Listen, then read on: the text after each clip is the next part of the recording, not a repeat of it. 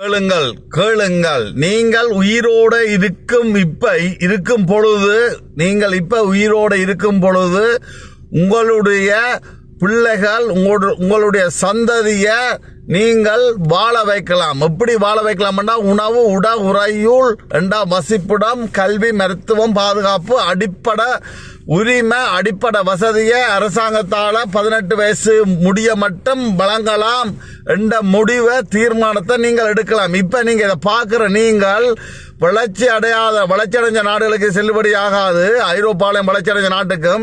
இப்ப நீங்க இலங்கையில, இந்தியாவில இருக்கிற நீங்கள் இதை பார்த்தால் உங்களுடைய பிள்ளைகளை நீங்கள் உயிரோட இருக்கும் பொழுது வாழ வைக்கலாம். நான் உங்களுக்கு எப்படி என்று சொல்றேன் என்று சொன்னால், உங்களோட கையில வாக்கு பலம் என்று சொல்லி இருக்கு. voting power இருக்கு, வாக்கு பலம் இருக்கு. பெண்கள்லாம் குழந்தைகளை பெற்றெடுக்கிறபடியால் பெண்கள் எல்லாம் ஒன்று சேர்ந்து பொம்பளையால் பெண்ணுக்குத்தான் வாக்களிக்கணும் சொன்னா பெண்கள் கட்சி கொண்டு வரும். பெண்கள் கட்சி வந்தால் ஆண்களுக்கும் சுமை. ஆண்கள் பெண்களை தாய், புள்ள, சகோதரம் என்று பாசமுள்ள நிறைய ஆண்கள் 80% ஆட்கள் வருவினம். நீங்கள் பெண்கள் கட்சி ஒன்று நிறுத்தி ஆட்சி வரும். பெண்கள் ஆட்சி வந்தால் நீங்கள் உங்களுக்கு வேண்டிய சட்டத்திட்டம் என்ன வரும்? நோமலா என்ன வரும்? உங்களுக்கு ஐரோப்பாவுக்கு ஓடி வாரீர்கள். ஐரோப்பியர் போல வாழணும். வளர்ச்சி அடைஞ்ச நாட்டில் உணவு, உட, உறையுள், கல்வி, மருத்துவம், பாதுகாப்பு எல்லாருக்கும் கொடுக்குறாங்க. அப்போ உங்களுக்கு என்ன வேணும்? உங்களோட பிள்ளைகளுக்கு என்ன வேணும்? இருந்தா சந்தோஷமா இருக்கும். உங்களுக்கு உங்களோட பிள்ளைக்கு உணவு, உட, உறையுள், கல்வி, மருத்துவம், பாதுகாப்பு நீங்க கொடுத்தாலும் சரி, தாப்பம் போட்டாலும் சரி, நீங்க பிள்ளை ரோட்ல விட்டாலும் சரி, அரசாங்கத்தால வழங்கப்படும் என்று சொல்லி ஒரு தீர்மானம் ஒன்று இருந்தால் உங்களுக்கு சந்தோஷமா இருக்கும்.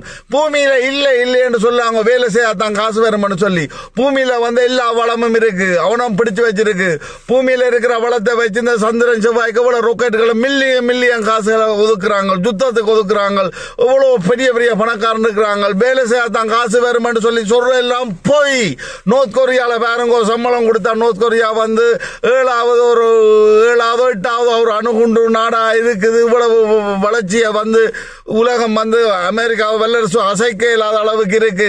பூமியில எல்லா வளமும் இருக்கு. பரவலாக்கம் செய்யலாம். இந்த பெண்கள் நினைச்சால் உணவு, உட, உறையுள், கல்வி, மருத்துவம், பாதுகாப்பும் கூட பிள்ளை சந்ததிக்கு வழங்கினால் வழங்கலும் சட்டத்தை மாற்றலாம். பெண்கள் ஒன்றுபட்டு பெண்ணுக்குத்தான் வாக்கு செலுத்தணும் என்றதை தீர்மானமா எடுத்து, இதை நீங்கள் உங்களோட பேர்லயோ வேற பேர்லயோ திறந்து டிக்டாக் ஆயுதமா எடுத்து, கத்தி சொன்னாலும் கத்தான் சொல்லாட்டியும் டிக்டாக் ஆயுதமா எடுத்து இலங்கையில ஜாழ்ப்பாணத்திலிருந்து ஆரம்பமாகி இலங்கை மாறி உலகம் எல்லாம் பரவட்டும்.